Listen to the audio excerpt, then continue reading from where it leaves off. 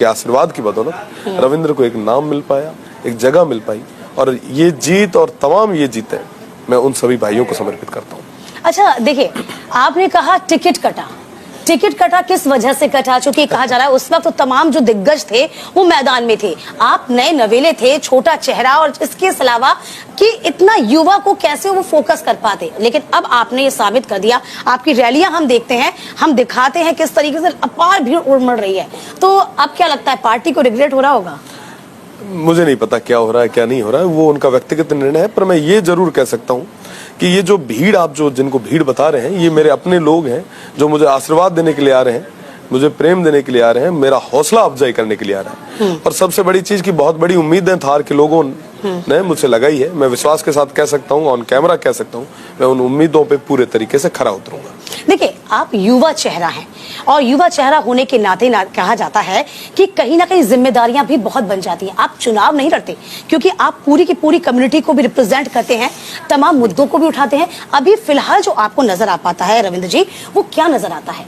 क्योंकि युवा जो होते हैं कहीं ना कहीं, चूंकि पाकिस्तान सटा हुआ है वो बाड़मेर का क्षेत्र भी, और जिस सीट से आप हैं वहां पर कुछ समस्याएं हैं, तो आप युवाओं के प्रति कैसे काम करना चाहते हैं? मैं आपको बताना चाहूंगा कि बाड़मेर और जैसलमेर जो पार्लियामेंट एरिया है वो राजस्थान का 60% इंटरनेशनल बॉर्डर अपने पास रखता है। जाहिर है जी, और अगर आप चाहते हैं कि बॉर्डर मजबूत हो तो वहाँ के लोग मजबूत होने जरूरी है। और मैं बात करूं अगर युवाओं की, तो आज मल्टीनेशनल कंपनीज है वहाँ पे, खूब सारी कंपनीज, ऑयल फील्ड से लेके माइनिंग तक, पर हमारे स्थानीय को किसी तरीके का रोजगार नहीं मिल पाता।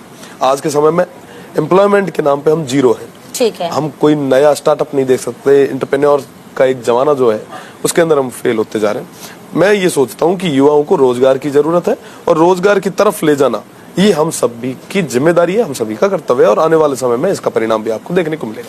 देखिए रविंद्र जी, बहुत छोटे उम्र है आपकी, और आपके सामने यूं कहें टारगेट बड़े बड़े हैं। यहाँ पर प्रधानमंत्री मोदी की रैली हो रही है, सीएम की रैली हो रही है, डिप्टी सीएम की रैली हो रही है, और चुनाव प्रचार प्रसार किया जा रहा है बीजेपी की ओर से।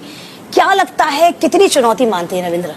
जाहिर सी बात है कि बड़े बड़े दिग्गज हैं, और तमाम लोग जो बाड़मेर आ रहे हैं, मैं उनका स्वागत करूंगा इस थार की धरती पे।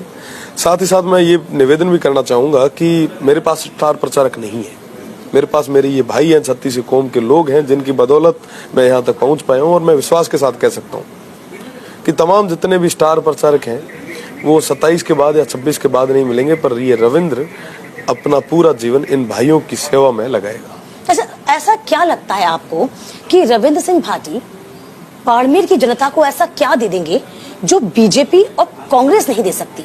आप क्या नया दिखाएंगे उनको? मैं आपको बताना चाहूंगा कि आजादी के 77 साल बाद में भी हम छोटी छोटी समस्याओं से जूझ रहे हैं, पर हमारी बात कभी देश की सबसे बड़ी पंचायत में उसी मजबूत तरीके से नहीं रखी गई। सभी ने पक्ष को भी बारी दी, विपक्ष को भी दी, बारी बारी से सबको आजमाया भी है, पर कहीं ना कहीं वो जो समस्याएं थी, मूलभूत सुविधाएं थी, वो तक नहीं मिल पाई। आज हम एयरपोर्ट नहीं मांग रहे, हम बड़े बड़े कोई मॉल वगैरह नहीं मांग रहे, हम तो ये कह रहे हैं कि साहब पीने के लिए पानी दे दीजिए, रोजगार दे दीजिए, एजुकेशन अच्छी हो जाए, हमारे बच्चे कुछ आगे कर ले, बड़े बुजुर्ग हैं उनके लिए हेल्थ का कोई ढंग का सिस्टम आप तैयार कर ले। पर आप सोचेंगे कि हम जो बाड़मेर, जो मेरा जिला है, मेरे जो डिस्ट्रिक्ट है, वो सबसे ज्यादा रेवेन्यू देता है, ठीक है, पर हमारे लोगों को उसके बदले में कुछ नहीं मिल पाता। मैं इनकी बात मजबूती से उस सदन में करूंगा, और साथ ही साथ तमाम चीजें, तमाम बातें जो मैं ऑन कैमरा कह रहा हूँ, इन सब का परिणाम आने वाले 5 साल बाद में आपके बीच में लिस्ट लेके बैठूंगा। हमारी शुभकामनाएं तो रहेंगी, लेकिन आप मुझे जरा ये भी बताइए, क्योंकि हमेशा जो निर्दलीय प्रत्याशी होते हैं उनके बारे में एक परसेप्शन सेट होता है, वो ये होता है कि भाई आप रायता फैलाने आए हैं। सीधी बात तो ये, जिसे हम कहते हैं कि आप कहीं ना कहीं किस क्षेत्र को, मतलब किस सीट को, किस पार्टी को आप फायदा पहुंचाएंगे। यानी कि आप तो बीच वाले हैं ना, तो आप इनके टिकट भी काट सकते हैं, आप बीजेपी भी टिकट काट सकते हैं। तो फिलहाल नुकसान किसे होता दिखता है? देखिए, नुकसान नहीं, मैं तो ये कह रहा हूँ जनता का फायदा हो रहा है। जनता को एक वोट करने के लिए ऑप्शन मिला है। पक्ष और विपक्ष से जनता ऊब चुकी है, थक चुकी है, सबको आजमा चुकी है। अब उन्हें जरूरत है अपने बेटे की, अपने भाई की। अब उन्हें नेता नहीं चाहिए, अपना बेटा चाहिए, और बेटा ये रविंद्र है, और ये आने वाले समय में काम करेगा, इनके बीच में रह के काम करेगा, धरातल से, जमीन से जुड़ के काम करेगा। वो नहीं जो जयपुर और दिल्ली के पानी पीते ही बदल जाते हैं, वैसा नहीं, इनके तो बीच में रह के हम काम ये भी कह सकते हैं ना रविंद्र जी, अच्छी बात है, सोच आपकी अच्छी है। आप युवाओं को तरजीह देने की बात करें हैं, रोजगार देने की बात करें, अपने क्षेत्र को आगे बढ़ाने की बात करें, लेकिन आपका प्रेम रहा है एबीवीपी से और आपने टिकट की मांग भी की थी बीजेपी से, इसमें भी कोई दो राय नहीं है।